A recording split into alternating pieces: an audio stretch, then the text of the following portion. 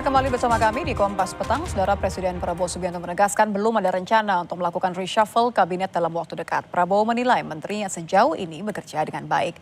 Prabowo menekankan jika ada kritik terhadap menterinya itu adalah hal yang biasa. Prabowo memahami semua hal yang dilakukan pemerintahannya tidak bisa memuaskan semua orang. Ia memastikan kabinetnya kompak dan bekerja dengan baik. Saya begini, untuk supaya tidak ada spekulasi, dalam arti saya sekarang sampai saat ini saya menilai bahwa menteri-menteri saya bekerja dengan baik.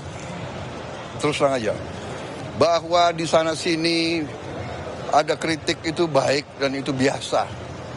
Dalam pemerintahan, dalam demokrasi kritik biasa dan kita tidak bisa memuaskan semua orang. Tapi saya sebagai pengguna, saya user, saya merasa